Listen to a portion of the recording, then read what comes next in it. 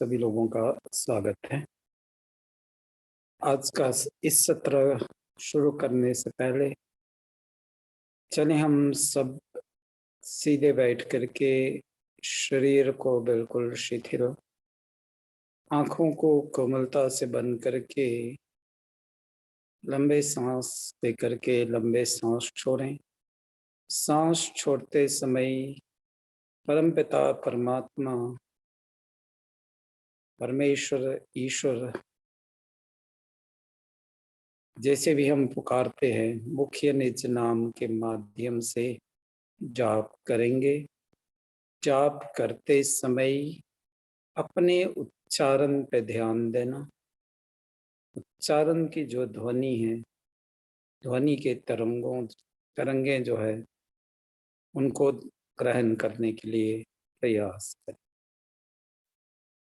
ऐसा करने से मन बिल्कुल शांत हो जाता है।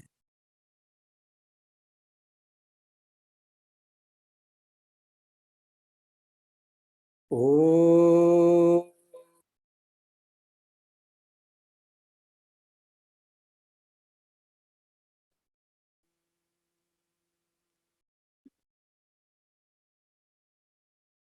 ओ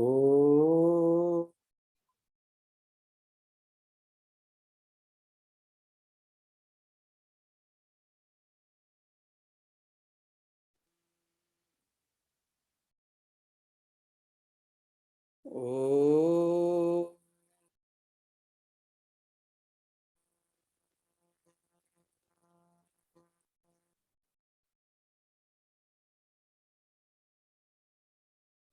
मंत्र पाठ।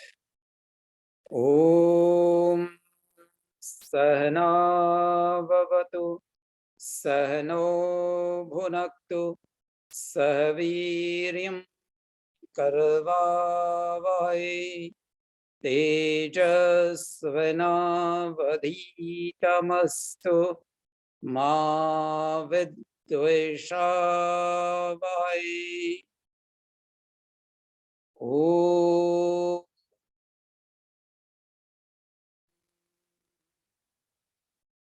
दोनों हथेलियों को मिला करके धीरे से घर्षण करेंगे। आंखों को ढक करके पलकते हुए आंखों को हथेलियों के नीचे खोलेंगे। दोबारा सभी का स्वागत और नमस्ते।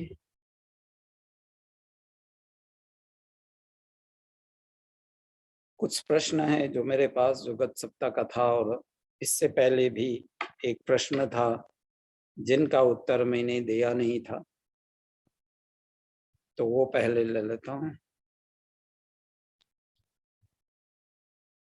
एक तो रामायण में और हमारे वैदिक काल में आलोचना बहुत होता है कि हमारे ऋषि लोग मांस खाते थे और मृग चर्म का इस्तेमाल करते थे। यहाँ तक भी आया है कि लोग कहते हैं कि उपनिषद में भी मांस खाने का जो विधि विधान है वहां पर है। और उपनिषद में शब्द क्या है? मासम च।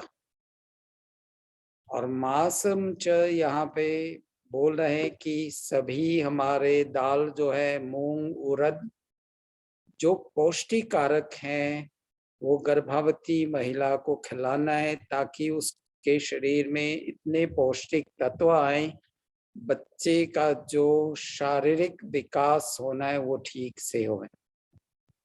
लोग ने संस्कृत शब्द मांसम को मांस बना दिया। बस बिंदु कहाँ पे लगा है उसका गलत जगह पे लगा करके उसका गलत अर्थ निकल गया। जहां तक वेदों की बात है, खासकर अश्वमेध शब्द को लेकर के बहुत बहस होता है। अश्वमेध लोग सोचते हैं कि घोड़ा को काट करके यज्ञ में बलि चढ़ा करके फिर उसके मांस को पका करके खाना। That is totally wrong. अश्व संस्कृत में इसका अलग अलग मीनिंग निकलता है प्रकरण अनुसार। अश्व मीन्स एनर्जी, अश्व मीन्स पूरे राष्ट्र के कल्याण के लिए काम करना। अश्वमेध यज्ञ यानी उस यज्ञ को करें जिसमें राष्ट्र कल्याण हो। अब अगर पशु की हिंसा कर लिए तो अहिंसा का पालन कहाँ किए। और खासकर आजकल की दुनिया में हम अहिंसा के पुजारी को हम मानते हैं कि हम अहिंसा के पुजारी हैं। अपने धर्म की रक्षा के लिए अहिंसा का पाठ पढ़ा करके हम अपने घर में बंद रह जाते हैं, लेकिन पशु बलि चढ़ाने के लिए हम वहां पे अहिंसा का पाठ स्वयं को नहीं पढ़ाते हैं और दूसरों को भी पढ़ाते नहीं। तो ये कैसा गलत प्रकरण चल रहा है। और खासकर अंग्रेजों के जमाने में कुछ भारे के टट्टू को लगा करके वेदों का गलत अर्थ कराया गया। और सायन और महीधर इन लोगों ने तो और अपमान किया इस अश्वमेध शब्द को। देखो, अश्व घोड़ा कभी पीछे की ओर प्रस्थान नहीं करता है, हमेशा आगे की ओर बढ़ता रहता है। तो अश्वमेध जिस यज्ञ के माध्यम से राष्ट्र हमेशा उन्नत होंगे, आगे बढ़ेंगे, पीछे घटेंगे नहीं। तो मांस खाने की जो परंपरा है, अगर हम देखेंगे वेद में शब्द आया है दस्यु, असुर और मलेच। जो मांस खाता है या विचार करता है उनका ये टाइटल दिया गया। यानी ये 4 वर्णों से भी अलग हैं। ब्राह्मण जो एजुकेटेड होता है, Kshatriya defence forces law and order, Vaishya business community and agriculture, Shudra the manual labourers, उनसे भी अलग है। और रामायण में तो मांस खाने वाले और मांस को लेकर के यज्ञ को भंग करने वाले कौन थे? राक्षस। अगर हम भी उसको मान करके चलेंगे कि खाना है क्योंकि वहां पे लोग खाते थे, वो गलत फहमी के हिसाब से हम भी अपने को क्या बनाएंगे? राक्षस। दस्यु, मलेच और असुर। That's not my words. It's the words from the Ramayana, from the Upanishad, from the Gita. मृग चर्म की जो बात है ना, हमारे ऋषि मुनियों जो है भारत में थे, तो वो लोग जब संध्या उपासना आदि करते थे, हमारे भारत देश जो है सूर्य की ओर जब पड़ता है तो उसको मृगशीरा बोलते हैं। जिस अवस्था, जिस कॉन्स्टलेशन, वहां पे उसको मृगशीरा बोलते हैं। The position that the India is facing the sun is called the Mrigashira. Mrigashira को हमने मृगचीरा और मृगचर्म बना दिए और पिक्चर में बना दिए कि वो ऋषि मुनि लोग उस पे बैठ करके ध्यान करते हैं। जो अहिंसा के पुजारी थे वो कैसे जानवरों को मार करके फिर उनके चर्म पे बैठेंगे, ये जानना चाहिए। तो ये गलत फहमी में हम नहीं पढ़ें। जो उल्टा पाठ दूसरे लोगों ने भारत पे राज्य करके भाड़े पे लोगों को लगा करके वेद, उपनिषद, रामायण, महाभारत और गीता का उल्टा सीधा पाठ कराए और भाष्य भी बनाए, उससे बचे। दूसरा प्रश्न, सगुण, निर्गुण, त्रिगुण ईश्वर गीता में। सगुण और निर्गुण का तो मैंने बता दिया था। सगुण जो गुण ईश्वर में है, उन गुणों के कारण ईश्वर सगुण है। ईश्वर आनंद स्वरूप है, न्यायकारी है, सर्वशक्तिमान है, सर्वज्ञ है। ये सगुण ईश्वर है।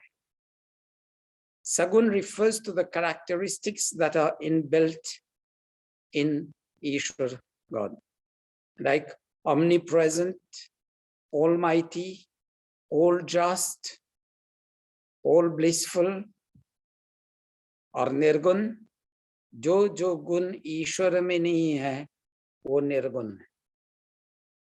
Like अकायम, शरीर नहीं है, आवरणम, नस नारियों में बंधा नहीं है। फिर अभय, भय नहीं है। अजर, जर नहीं है, चेतन वस्तु है। फिर अजन्मा, जन्म नहीं लेता है। अमर, मरता नहीं है। ये सब निर्गुण ईश्वर के निर्गुण स्वरूप है।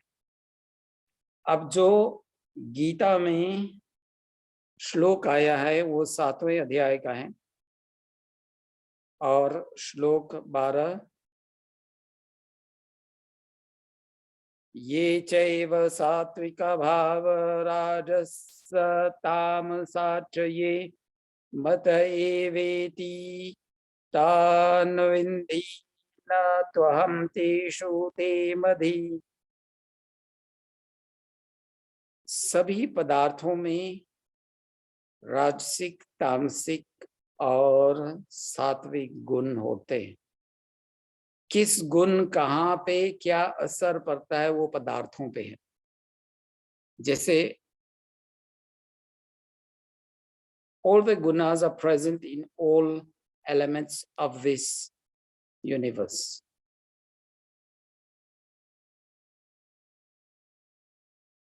सत्व, रज और तम। Take the example of a red, ripe, bright apple. सत्वगुण प्रधान है। इसको 2 दिन, 3 दिन बाहर रख दें, सिकुड़ने लगता है तो वो रजोगुण जो है वहां पर प्रधान है। हालांकि सत्वगुण भी है, लेकिन वहां किस गुण की प्रधानता हो रही है, this just note the changes. When it's shrinking, it's now the rajogun which has started with activity there. और 1 सप्ताह 10 दिन के बाद वो लीच होने लगते हैं, गलने लगता है, सड़ने लगता है। ये तमोगुण प्रधान है। After 10 days starts leaching, rotting, that is तमोगुण प्रधान है। ईश्वर इन सब से परे है। अगला श्लोक बताता है, त्रिभिर्गुणमयै भवैरभि सर्वमिदं जगत मोहितं नाभिजानाति मामेभ्य परमव्यम्। सात्विक, राजसिक, तामसिक गुण, ये तीनों सभी पदार्थों में है जो इस संसार में है, जो इस ब्रह्मांड में है। और इस ब्रह्मांड जो है वो ईश्वर जो सर्वव्यापक है, सब चीजों में व्यापक है, यानी ये सब ईश्वर के अंदर है। लेकिन इसका कोई असर ईश्वर भगवान पे नहीं है। आपको याद होगा जब मैंने रसगुल्ला और रस का मैंने एग्जाम्पल दिया था आप लोगों के पास। रसगुल्ला जो है उसकी सत्ता अलग है, रस की सत्ता अलग है। The syrup of the rasgulla is one entity and the bowl, cheese balls, is another an entity. And the syrup goes into the bowl without mixing and it's all around the bowl. There's no mixing of entities. If you put the rasgulla below a running tap for a long time, the sweetness disappears. वैसे ही ईश्वर घुलता मिलता नहीं है इन त्रिगुणों के साथ। ये प्रकृति का स्वभाव है। सनातन धर्म में 3 अनादि पदार्थ है, ईश्वर, जीव और प्रकृति। गॉड, सोल, आत्मा जिसको हम कहते हैं, unfortunately we have no corresponding word in English and it's known as soul, and third, prakriti, matter. Sattva Rajtam is the characteristic of matter. It's neither the characteristic of the soul, Atma, nor God, Ishwar. और ये प्रभुपाद जी इसका अर्थ क्या बताते हैं? Deluded by the three modes, goodness, passion, and ignorance, the whole world does not know. And God is above the modes and inexhaustible. Second, Swami Chidbhavananda ka Bhashya. And whatever begins are of Sattva, Rajas, and Tamas. Know them to be within God. God is in them, but they are not God. No, they don't mix up. And then the other one by Bhartendu Srivastava, it says the same thing. Whichever and indeed consist of goodness, the states of fluctuation in their being, and of dullness, of sloth.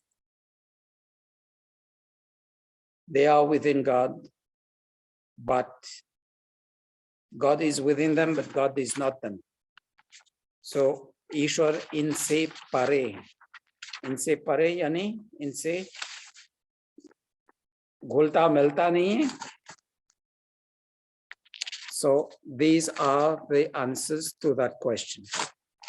अगला प्रश्न जो कुंडलिनी योग से संबंधित था. So if you want to avoid the process of going into the hurdles of Kundalini Yoga, just do Sandhyopasana Vidhi. And Sandhyopasana Vidhi, the first 4 mantras are very crucial for that, for awakening and balancing the body energy levels. And the mantras are Om Shanno Devi Rabhishtaya Apo Bhavantu Pitaye Shanyorabhi Sravantuna. Then the second one is more important. I'm just going to show you how we do it when we touch the body organs, but then when we got the practice of that, जब इसके अभ्यास हो जाए तो हमें अंग स्पर्श नहीं करना है, अपनी बॉडी एनर्जी को शिफ्ट करना है इन सब पॉइंट्स पे. It says Om Vak Vak, Om Prana Prana, Om Chakshus Chakshu, Om Shrotram Shrotram, Om Nabhi, Om Hridayam, Om Kantha, Om Shira, Om Bahubhyam Yasho Balam, Om Karatal Karaprishte. The next mantra. Om Bhupnatu Shirasi, Om Bhuva Punatu Netrayo, Om Swaha Punatu Kanthe, Om Maha Punatu Hridaye, Om Jana Punatu Nabhyam, Om Tapa Punatu Padayo, Om Satyam Punatu Punashirasi, Om Khambram Punatu Sarvatra. The next mantra is Pranayam mantra, regulating the breath. Om Om भुवः ओम स्वः ओम मः ओम जना ओम तपः ओम सत्यम. I've taken only the 4 mantras of Sandhya, Sandhyopasana Vidhi. If we do it with the meditation process, Upasana Vidhi, and keep all the body organs pure and then move the body energy levels across the various parts of the body, then we are going to ourselves awaken our body energy levels and the nodes of energy which we know as chakra. Unfortunately, this process which we need to do, which takes about 10-15 minutes in the morning and 10-15 minutes in the evening, इसको हम भूल गए और दुनिया के चक्कर काटते रहते हैं कुंडलिनी जागरण करने के. हमारे ऋषि मुनियों ने इनको इतना सरल बना दिया, लेकिन जैसे एक कहावत है, घर की मुर्गी दाल बराबर. I don't know if you know that. For those who are meat eaters, they are served chicken in their home. They are not satisfied. They will always rush outside for Kentucky chicken. Unfortunately, the example is bad, but I have no alternative. तो ये जानना चाहिए, अगर हम अपने body को शारीरिक तौर पे एनर्जी पूरा बैलेंस करना चाहते हैं, तो संध्योपासना इज वन प्रोसेस.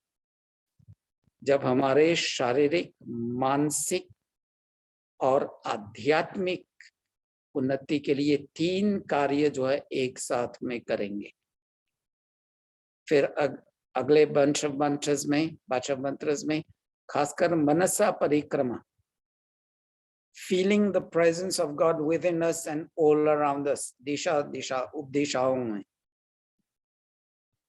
फिर उसके बाद कहीं पे भागना नहीं होता है. We just have to keep our balance. There's one question which is about the creation, सृष्टि उत्पत्ति. को होस्ट बना देना, will share the slide. वो अभी ज्वाइन करता हूँ, वो ऑफ हो गया था.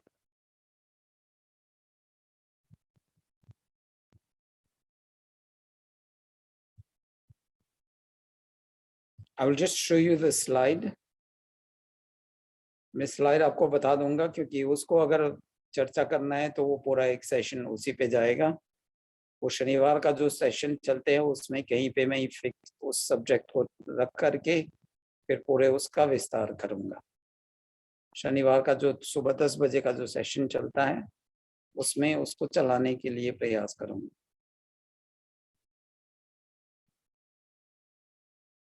रविंद्र जी, इस वाला कनेक्शन को होस्ट बना दें प्लीज.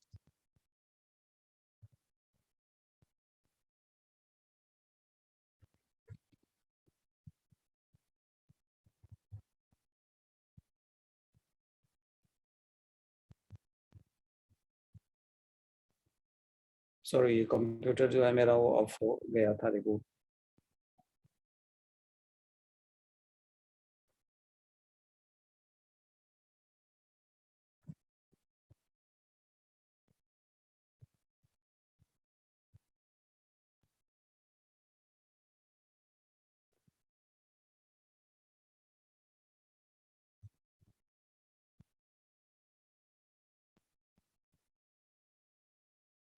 ये आ गया आपके सामने.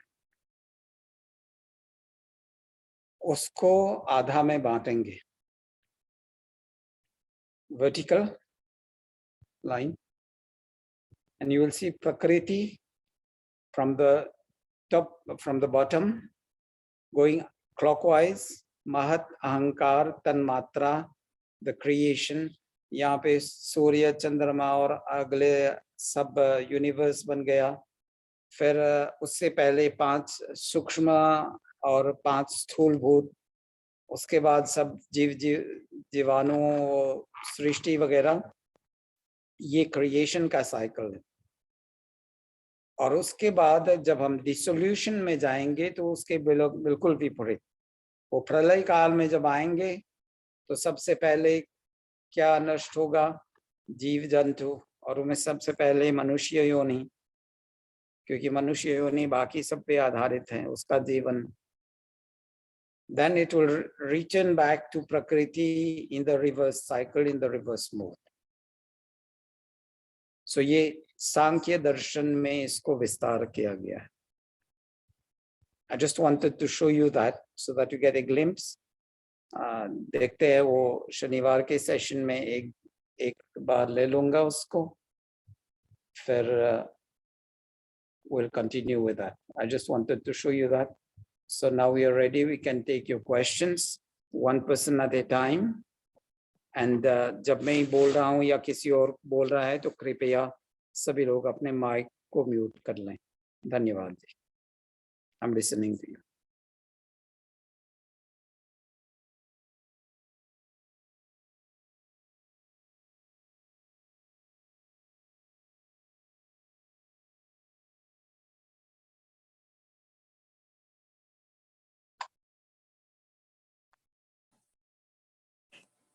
नमस्कार। नमस्ते जी। कोई और पूछ रहा क्वेश्चन? पहले पूछ लें। वो कोई बीच में आया था? आवाज तो आई थी, कौन बोले? अच्छा, मेरा क्वेश्चन तो नहीं है, बट मैं I wants to make it my own self clarification in my life. हाँ जी। ऐसा है कि जैसे आपने लास्ट टाइम बोला था कि भगवान कृष्ण जो है, कृष्ण वो एक योगी हैं। पिछले सेशन में आपने बोला था योगी हैं और अपनी रक्षा करने के लिए, या मतलब कि वो, या मतलब कि समाज की रक्षा करने के लिए। लेकिन मैं बचपन से जो अपने ग्रैंडफादरों से और अपने फादरों से और गुरुओं से, आचार्यों से ये सुनता आया हूँ कि कृष्ण जी को वे पारब्रह्म परमेश्वर के अवतार हैं। वे सर्वशक्तिमान है, पारब्रह्म परमेश्वर के अवतार हैं। और जबकि इसको बीच में या सब जितने भी आचार्य हुए हैं उनका भी है कि भगवान शब्द कभी ये लिखा हुआ है इसमें कि भगवान कृष्ण एक महान व्यक्तित्व वाले। इसके साथ हमें यह जानना होगा कि भगवान कृष्ण पूर्ण पुरुषोत्तम परमेश्वर हैं। ये मैं आपको प्रभुपाद की गीता से बता रहा हूँ। और वो कहते हैं किंतु साथ में भी जानना होगा भगवान कृष्ण पूर्ण परमेश्वर पुरुषोत्तम परमेश्वर हैं। जैसे सभी महान आचार्य जैसे शंकराचार्य, रामानुचार्य, मध्वाचार्य, निम्बाकर स्वामी, चैतन्य महाप्रभु, भारत के वैदिक ज्ञान के अनेक अंतकारियों ने इसकी पुष्टि की। और स्पेशली 11वें अध्याय में, 10वें अध्याय में जब गीता में उन्होंने भगवान कृष्ण ने अपनी विभूतियां बताई और 11वें अध्याय में उनको विश्व रूप दिखाया, तो मेरा ये, क्योंकि मैं भी बचपन से अपना एक सिर्फ कृष्ण भगवान का उपासक हूँ और मैंने कभी आज तक कुछ पढ़ा नहीं है, ना मैं कोई देवी देवता को, ना मेरे को ज्ञान है, ना किसी चीज का ज्ञान है। सर थोड़ा बहुत जो मैं गीता शुरू से पढ़ता हूँ, अभी भी पढ़ता हूँ, सुबह शाम पढ़ता हूँ। और गीता के ऊपर जो 11वें अध्याय में विश्व रूप दिखाया है, वो एक जो छोटा, मतलब कि आप जैसे कहते हैं कि वो क्या है, वो है, तो वो एक कैसे दिखा सकता है विश्व रूप? एक जो है वो जो, तो इसका मेरे को मतलब कि मैं तो ठीक है, आप अपने हिसाब से जो मतलब कि है आर्य समाज का हिसाब जो देखा 150 साल पहले उन्होंने स्वामी दयानंद जी ने इसको फाउंडेशन किया था, तो मेरे को ये कुछ समझ में नहीं आ रहा, क्योंकि मैं अपना योगी के नाम से योगी, एक योगी होके वो इतना विश्व रूप कैसे दिखा सकता है भगवान अर्जुन को? तो मेरे अपने मन में, क्योंकि मैं तो एक सिर्फ कृष्ण का भगत हूँ और किसी को नहीं जानता, ना मेरे को ज्ञान है किसी चीज का। सुबह शाम गीता का ज्ञान, जिसमें जैसे आपने पहले बोला अभी कि भगवान कृष्ण जो है वो इन चीजों से परे हैं, बिल्कुल ठीक बोला आपने। वो क्या नाम है, ये सात्विक राशि तामसिक से परे हैं, ये बिल्कुल ठीक है जो भी आपने पहले जो बोला है।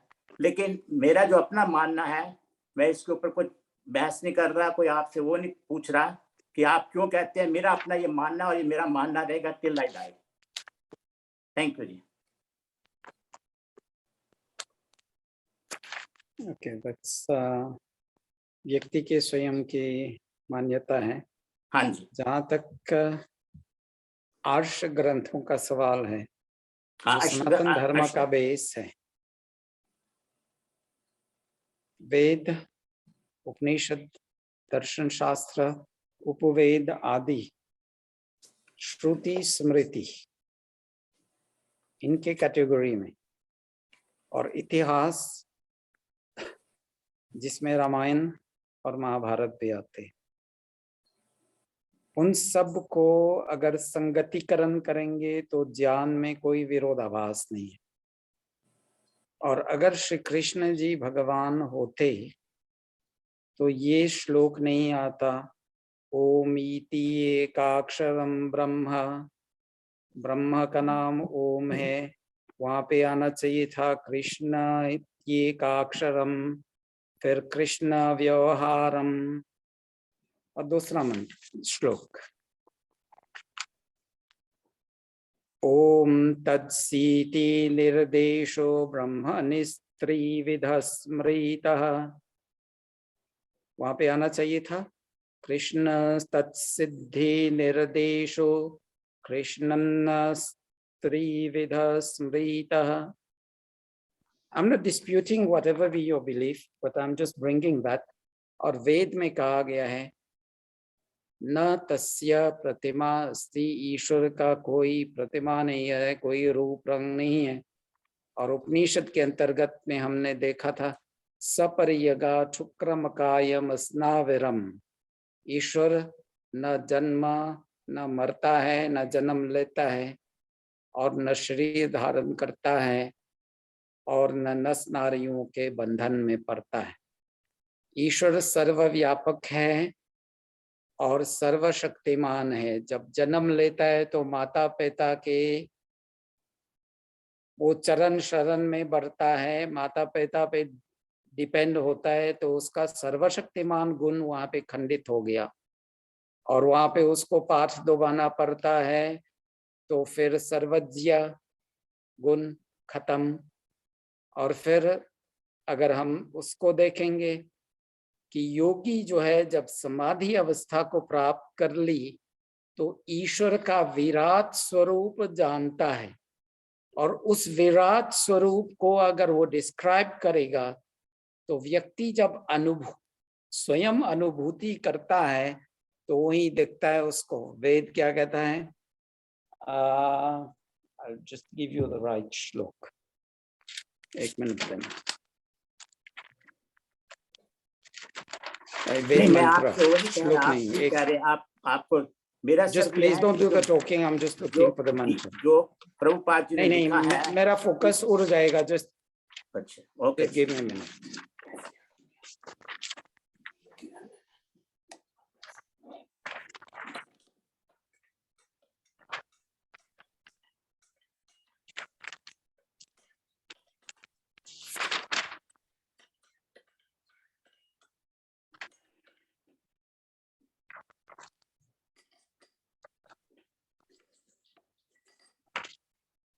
क्योंकि वो मैं प्रमाण के साथ बोलना चाहता हूँ, बिना प्रमाण का नहीं। नहीं, मैं प्रमाण की, मैं तो आपको बता रहा हूँ कि जो इन्होंने लिखा है, जो मेरे बोलने दीजिए। सहस्र शीर्षा पुरुषः सहस्राक्ष सहस्रपात् सभूमिं सर्वस्पृत्वा तिष्ठत्तदशांगुलम, यजुर्वेद 31वां अध्याय 31st chapter 1st मंत्र। और मंत्र क्या कह रहे हैं? पुरुष शब्द विशेष ईश्वर का संबोधन कर रहा है। सहस्र शीर्षा पुरुषः, सहस्र सिर, असंख्य सिर जैसा है, क्योंकि वो सर्वव्यापक है, सब कुछ देख रहा है, सुन रहा है, जान रहा है। और फिर सहस्राक्ष सहस्रपात, वैसे ही जिसके उसके सहस्र हाथ सहस्र पांव आदि है। Multi skilling and multi tasking as is said in the world, I don't dispute your belief, you continue with your belief, लेकिन मेरा ये निवेदन है कि जब तक व्यक्ति थोड़ा बहुत वेद और उपनिषद आदि के को समझेंगे नहीं, मैं कहता नहीं हूँ पूरा समझना, थोड़ा थोड़ा समझ करके फिर सही ज्ञान प्राप्त करेंगे। नहीं, That is ऐसा है all I कि have to comment. ऐसा है कि मैं नहीं ये कह रहा, आप मतलब कि वेदास के हिसाब से, क्योंकि मेरे को वेदास की बिल्कुल नॉलेज नहीं है।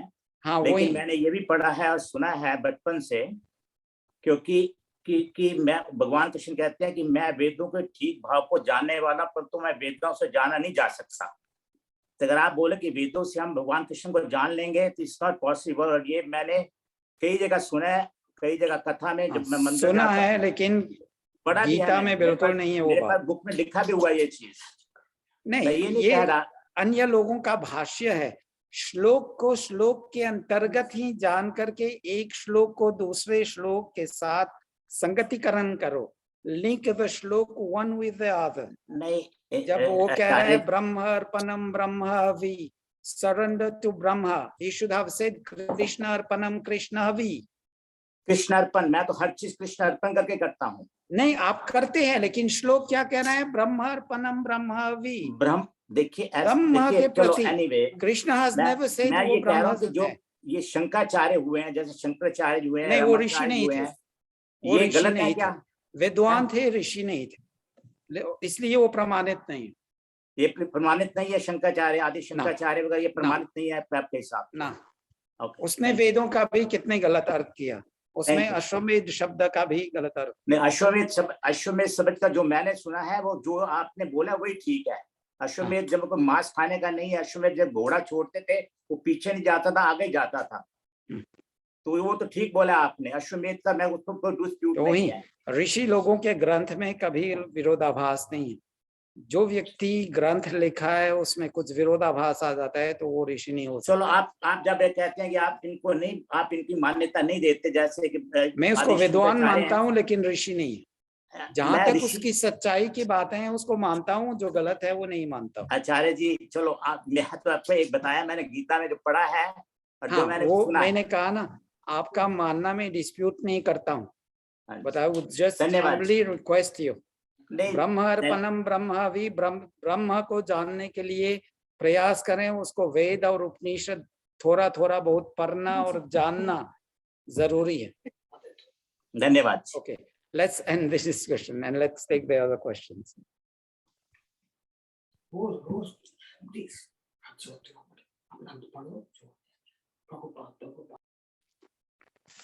ये अच्छा है, आपने प्रश्न पूछे हैं जिज्ञासु की तरह। बचपन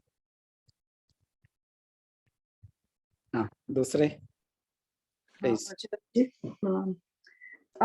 मेरा ये प्रश्न है कि संसार में देखिए, क्रिश्चियन है, मुस्लिम है, हिंदू है, सब तरह के रिलीजन वाले हैं, तो मतलब वो लोग तो वेद और इन सब का उनको ज्ञान नहीं है, तो वो जो भी धर्म के हैं, मतलब जो जैसे आपने ये सांख्य का दिखाया, प्रकृति, क्रिएशन वगैरह का सब, तो उसमें तो सभी प्राणी जितने भी मनुष्य योनि में हैं, वो सब उसी के आधार पे है ना, वही सभी ईश्वर को पाना चाहते हैं, तो उनका भी क्या पाथ गलत है? मतलब एक पाथ, मतलब सबके लिए एक पाथ नहीं है, उनके लिए वो पाथ है, वो भी सही होगा कि इसके बारे में बताइए कि हम लोग हिंदू हैं तो हम लोग सोचते हैं कि हम लोग का बेस्ट है, वो सोचते हैं मेरा बेस्ट है, तो इसमें कैसे कुछ हो सकता है? सभी का तो प्राणी है, तो सभी चाहेंगे कि मैं ईश्वर को पाऊं। The goal may be one, but if you choose the wrong path to it, then you can't reach the goal. ये थोड़ा जानना चाहिए। एक तो जो हम वेद की वाणी मानते हैं, ये ईश्वरीय ज्ञान है, और उसमें जब आप जाएंगे तो कहीं पे एक जो है दूसरे के विरोधाभास नहीं है। There is no contradiction. And दूसरे में देखेंगे तो वही है, they are preaching violence but then killing to have food, preaching non-violence and killing to have food, preaching compassion but then killing to have their food, preaching compassion towards all, लेकिन जो मेरे धर्म को नहीं मानता है उसको मारो. There's been crusades around the world with tens of millions people dying. सबसे पहला जेनोसाइड कहाँ पे हुआ था? उज़्बेकिस्तान में 10 करोड़ हिंदुओं को मारा गया था because they refused to convert. And crusades reached the border of India, Alexander के साथ. अगर चाणक्य नहीं होते तो वो भारत को जीत लेते. इतिहास को भी देखें. Unfortunately, these have been distorted and told to us, and we believe in that. दूसरी बात, सृष्टि उत्पत्ति के विषय में जानो. हम कहते हैं साइंटिफिक ऑर्डर से और एक दूसरे प्राणी एक दूसरे के ऊपर डिपेंडेंट है. चाहे पेड़ पौधे हो, कीट पतंग हो, कीड़े मकोड़े हो, चाहे मनुष्य हो और जंगली जानवर हो, सब एक दूसरे पे डिपेंडेंट है, इंटरडिपेंडेंट एंड इंटरलिंक. और हम क्या कहते हैं, कुछ कर्म के फल को भोगने के लिए हमें उन योनियों में जाना पड़ता है. लेकिन वो क्या बोलते हैं, ईश्वर God has created the world by word. जो हमें वेद ज्ञान दिया है शब्द, they've converted it to word. कौन सा word था? Let it be. तो संसार बना दिया. Let it be तो पशु प्राणी एक एक करके बना दिया. फिर let there be men is created men. और उसमें वहां पे जीव जो है वो मानते नहीं. कुछ साल या कुछ डिकेड्स पहले तक वो मानते ही नहीं थे. अभी क्रिश्चियन मानते हैं कि there is a soul, और मुस्लिम लोग तो मानते नहीं. तो बिना सोल, बिना आत्मा के ईश्वर कहाँ मिलेगा? और जो कयामत के दिन है, the day of the last judgment in the Bible and कयामत के दिन in the Muslim faith, हमारे ईश्वर का न्यायकारी स्वरूप जो है उसमें एक दिन ही के लिए रखा है. लेकिन ईश्वर जो है हर समय पे न्याय करता है, वरना हम दुखी कभी नहीं होते इस दुनिया में. तो just understand the concept is wrong. The goal may be one, but the concept is not the appropriate or the right. अब हमारे धर्म में जो भी हम बोलते हैं धृति क्षमा दमो स्थेयम आदि या यम नियम से लेंगे, अहिंसा सत्य अस्तेय ब्रह्मचर्य परिग्रह शौच संतोष तपस स्वाध्याय ईश्वर प्रणिधान, nobody can contest that. And if you look at that, it's the same as the 10 commandments of the Bible. जब हम कहते हैं ईश्वर एक है, लोग मानते नहीं है. वहां पे है God is one, मान लेते हैं. There is no picture, no image of God. वेद कहता है न तस्य प्रतिमा अस्ति, वही बात है. लेकिन they decry the prayers to gods and goddesses, but then what they practice is different.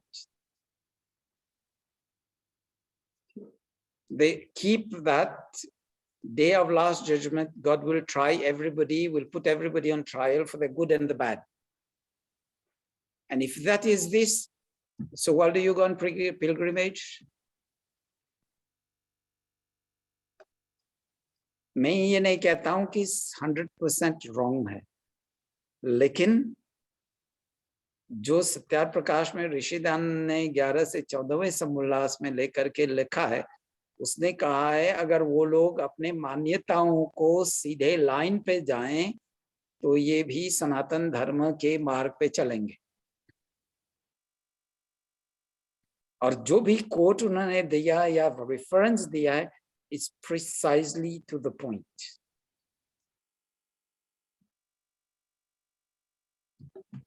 So that is something which we need to realize. The beauty of rishis, उनके ज्ञान में कितने डेप्थ है.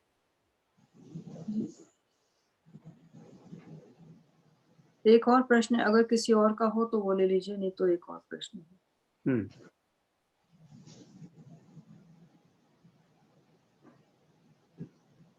तो आचार्य जी, मूर्ति पूजा मतलब मूर्ति पूजा में कोई नुकसान है? मतलब वो तो पता है ईश्वर निराकार है, लेकिन किसी को अगर मूर्ति पूजा से ध्यान लगता है तो वो उसका क्या मतलब, उसका क्या है प्लेस हमारे घरों में मूर्ति का? कोई जैसे कोई जो खाली पर्टिकुलर गुरु मानते हैं, वो जैसे मेरे घर में आते थे तो कहते थे ये सब हटा दो, मेरे गुरु का खाली रखो, तो वो मैं नहीं कर सकती थी। तो उसके बारे में आपका क्या? वही मुश्किल है, एक को रख दिया, दूसरा आता है तो वो कहता है इसको हटाओ, वो वाला रखो। हाँ, हाँ, When the real thing is that there is none of them. Now, अगर इसको मान के चलें एक काल के लिए, ये सीढ़ी है भगवान तक पहुंचने के लिए। आपके घर में भी सीढ़ी है फर्स्ट फ्लोर तक जाने के लिए। आपका काम है फर्स्ट फ्लोर पर मान के चलें अपने बेडरूम में सोने के लिए। अब आप सीढ़ी लेकर के ऊपर जाते हैं, सीढ़ी जब तक छोड़ेंगे नहीं तो आप कमरे में नहीं जाएंगे, सो नहीं पाएंगे। तो कब तक सीढ़ी आप पकड़ते रहेंगे? एक ये जानना चाहिए। इसको अगर सीढ़ी मान करके चल रहे हैं तो एक समय आना चाहिए जो हम सीढ़ी छोड़ करके फिर अपना काम करें। तो till we are stuck in that, we won't be able to reach the ultimate goal. इससे ऊपर उठना चाहिए। 1 फिर जब वेद उपनिषद आदि शास्त्रों कह रहा है न तस्य प्रतिमा अस्ति, ईश्वर अकायम अव्रणम अस्नाविरम आदि है, और इसके विरुद्ध हम करेंगे तो क्या होगा? कर्म फल के सिद्धांत पे जो शास्त्रों कह रहे हैं हम उसके विरुद्ध कर रहे हैं। और फिर बात आपने जो उठाई, मूर्ति पूजा कहाँ से शुरू हुए? आई जस्ट टेल यू, वो जैनियों से शुरू हुआ। उन्होंने यहाँ तक कि ये लोग नास्तिक थे और फिर ईश्वर को नहीं मानते थे, अपने गुरु को सर्वे सर्वा मानते थे और गुरु के पुतला बना करके उसको पूजते थे। And that caused a drastic flow of people towards their मंदिर। हिंदुओं ने क्या किया, देखा कि वहां पे मूर्ति पूजा के कारण लोग भीड़ इकट्ठे हो रहे तो यहाँ पे भी शुरू कर दिए। देखना चाहिए, अगर ये सही रास्ता था, सोमनाथ मंदिर पर 16-17 बार आक्रमण नहीं होता, राम मंदिर पर आक्रमण नहीं होता। तो just understand, I'm not disputing whatever be your belief, but just put the question and find your answers yourself.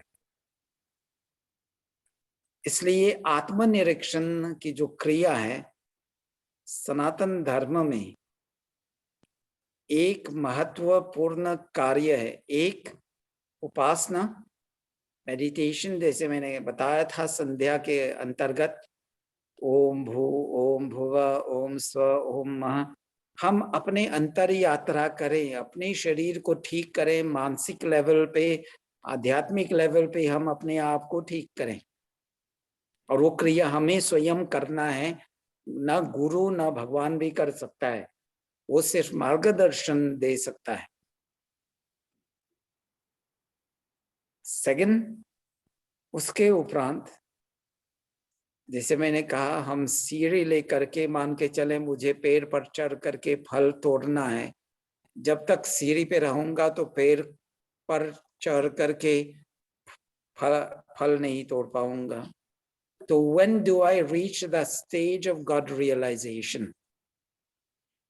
इसलिए संध्योपासना विधि उपासना करना जरूरी है, क्योंकि उपासना के अंतर्गत में ईश्वर जो है हमें ज्ञान विज्ञान विशेष देगा। We'll start getting knowledge from God directly, और वहां करते करते हम भी ऋषि बन सकते हैं। दूसरा, आत्मनिरीक्षण। जो कुछ हम करते हैं अपने आप से सवाल करें, मनन चिंतन करके अपने कॉन्सेप्ट्स को क्लियर करें, फिर निधिध्यासन से putting the question and answers, let's filter our knowledge. Knowledge को हम जो सही है उसको रख लिया, जो इधर उधर का है हमने छोड़ दिया। फिर उसके आधार पे हम शारीरिक, मानसिक, आध्यात्मिक उन्नति के मार्ग पे जरूर चलेंगे।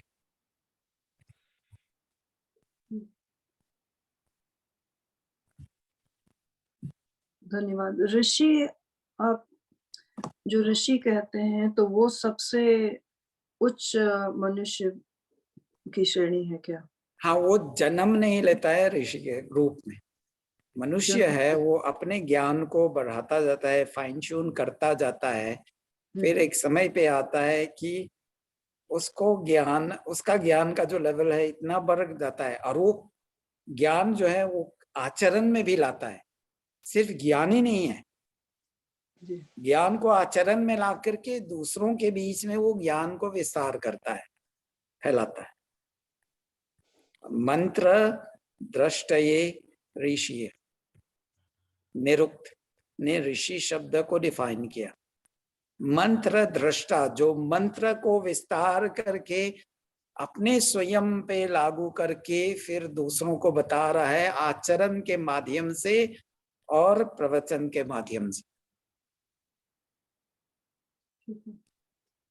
धन्यवाद आचार्य जी। और ऋषि को थोड़ा समझने के लिए अगर हम महर्षि पतंजलि के योग दर्शन पढ़ेंगे, महर्षि कपिल के सांख्य दर्शन आदि जो 6 दर्शन अगर थोड़ा थोड़ा बहुत पढ़ेंगे तो वो जानेंगे। जैसे गीता को लिखने वाले वो वेद व्यास जी थे, श्लोकबद्ध रूप में, और रामायण ओरिजिनल में वाल्मीकि जी थे। तो ये सब जानना चाहिए।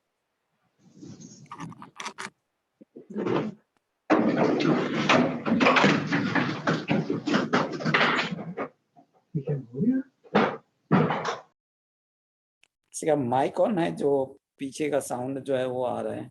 रमा जी, आपका बार बार माइक हो रहा है, आपको क्वेश्चन पूछना है कुछ? रमा सेठ जी। हाँ, मेरे को पूछना है। हाँ जी, पूछिएगा पूछिएगा।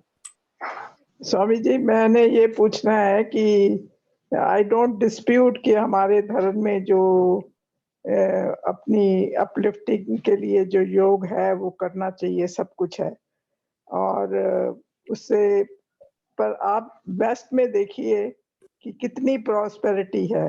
तो इन्होंने कुछ नहीं किया हुआ जिसकी वजह से इनको प्रॉस्पेरिटी मिली हुई है।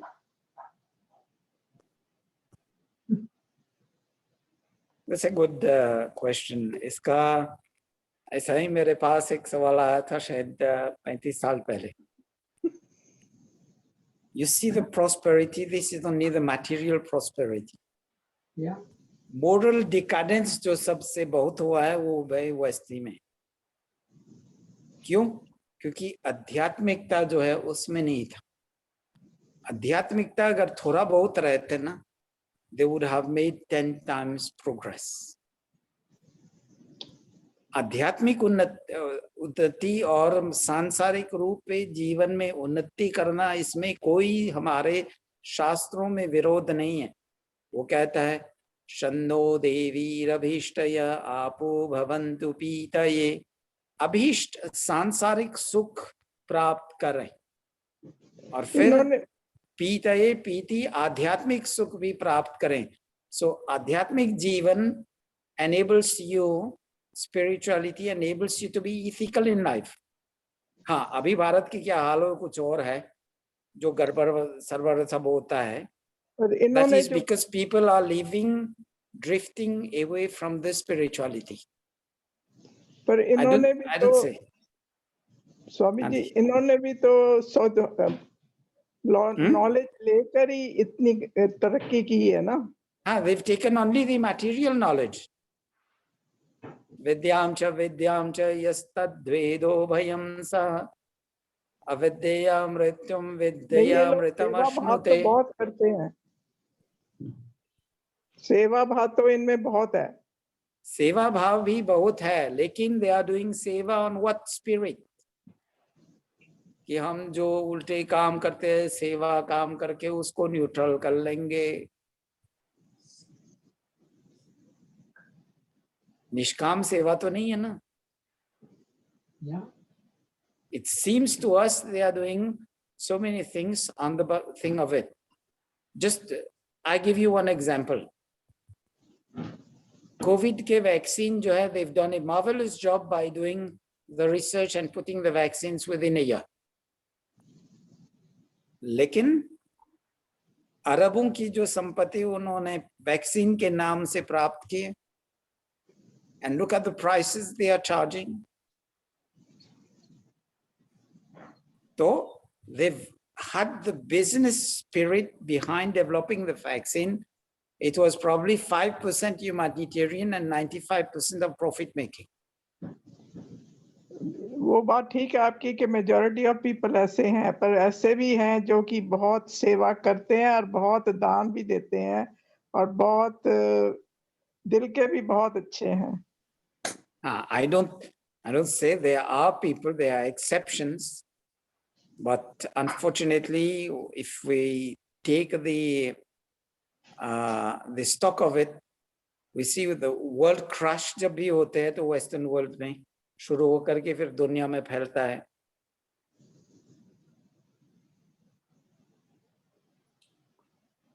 Financial crisis, even moral crisis. So जानना चाहिए. It has the plus and minus. But then let's not take this as a role model. नहीं है. मेरा भी तो ये कम नहीं है. I think we're reaching time to close. Question है, आप हमेशा पतंजलि महर्षि यूज करते हैं, ये क्या चीज है पतंजलि महर्षि? मेरे को कुछ समझा सकते हैं? पतंजलि महर्षि का एक तो उन्होंने योग दर्शन लिखा है, जो पूरे ध्यान उपासना की जो फिलोसॉफी है, ईश्वर साक्षात्कार करने का जो ज्ञान है उसने दिया.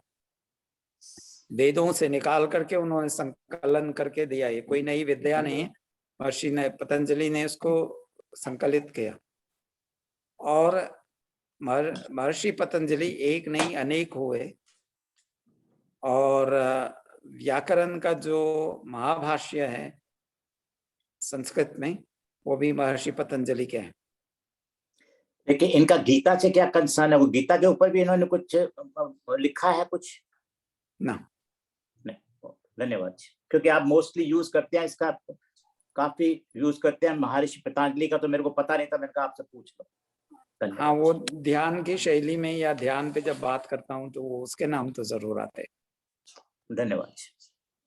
ओके, 7 तो बज गया है. We are already crossing time. If there's anybody who has questions which we can take for next time, you can give me. Otherwise, मैं सेशन को यहाँ पे क्लोज. आचार्य जी, मैं प्रेम बोल रहा हूँ. हाँ जी. मेरे मन में एक बात आ रहा है कि ये सारे लोग, बहुत क्वेश्चन इनके दिलों में है. क्यों ना ऐसा करें कि आप सभी संडे को आइए, भोजन आदि करने के बाद 1 o'clock से आचार्य के साथ में प्रश्न उत्तर करें, सभी मिलकर एक साथ ही बैठे. क्या ख्याल है आप सबका? वेलकम, आपका स्वागत है. बाकी लोग अपना विचार दें इस पर. बहुत अच्छी बात है कि एक सामने बैठकर एक दूसरे के साथ ऐसे बात करें. तो आप ये प्रस्ताव रख रहे हैं कि थर्सडे के जगह संडे को मिलें? थर्सडे के नहीं, थर्सडे रखिए, थर्सडे रखिए. अच्छा, थर्सडे भी आज का दिन भी है और संडे एडिशनल, ऐसे कह रहे हैं? हाँ जी, नहीं, संडे वो सत्संग के बाद जो है ना, या फिर 1 to 1 मिल करके बात कर सकते हैं। ग्रुप में जैसे ग्रुप या में कह- ग्रुप में भी या 1 to 1 में भी या यहाँ ग्रुप पे में आके फेस टू फेस 1-to-1 पर बात कभी होगा ना। प्रश्न जो है ना पर्सनल भी होता है कि आप यहाँ पे पूछ नहीं पाएंगे, Yeah. यू फील अनकंफर्टेबल, तो इस कारण तो 1 to 1 सैटरडे को भी है ना वैसे? 1 to 1 सैटरडे को भी है, but will try to make it topic based, focused.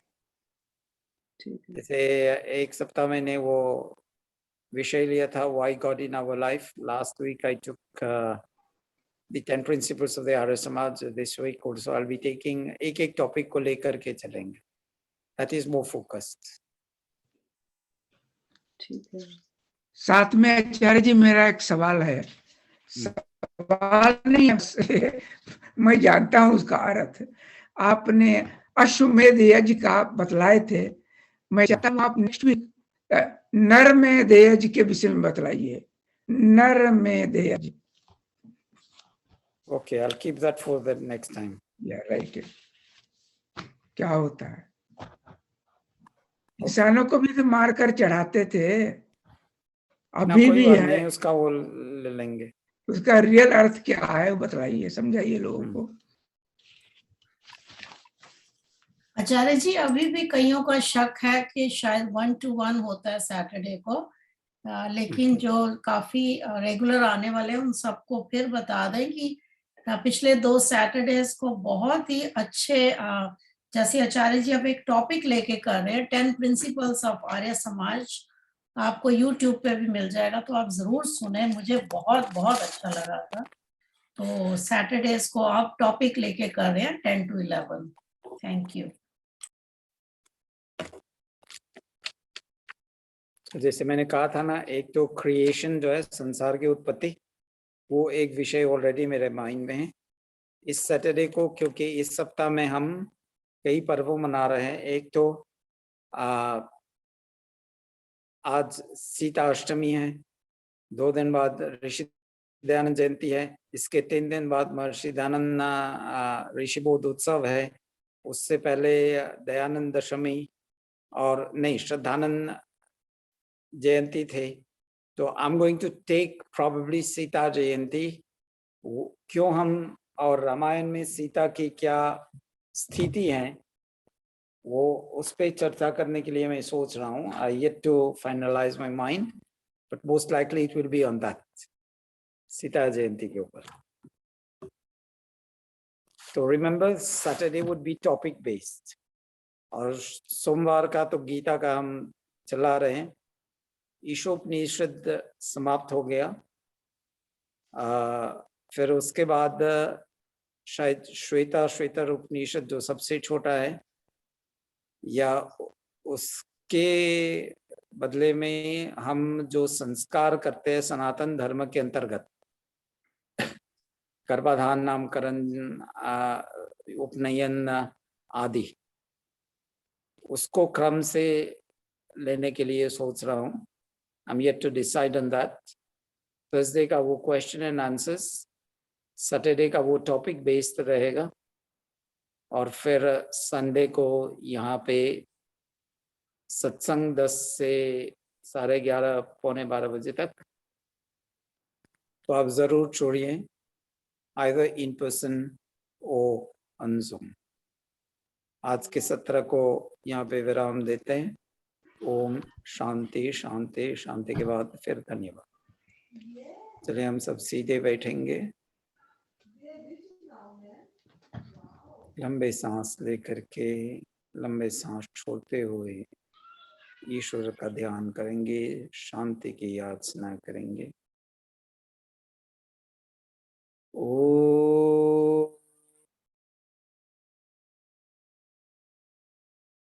शांति शांति शांति। धन्यवाद ईश्वर भगवान को जिसने आज का अवसर दिया, सामर्थ्य दिया इस कार्यक्रम को करने के लिए। धन्यवाद हम सब अपने माता पिता, गुरुजनों, ऋषि मुनियों आदि को दें जिन्होंने ईश्वरीय ज्ञान को विस्तार करके और हमें ज्ञान के साथ साथ संस्कार दिए। अंतिम जिन्होंने इस कार्य को कराने में प्रत्यक्ष और परोक्ष रूप से सहयोग दिया। Our gratitude to Ishwar God for the knowledge and the opportunity, the time for the program of today, and the resources. Gratitude to our parents, to the gurus, mentors, to the rishis for having brought down the knowledge of the Vedas to us, and as well as given us the sanskar. And last but not least, to those who directly or indirectly contributed to the program of today. सभी को सादर नमस्ते और धन्यवाद जी। आज हमारे इस programme में 5-6 लोग नए आए हुए हैं, जैसे चंद्र सोंधी जी, सरोजनी, उषा, निशा,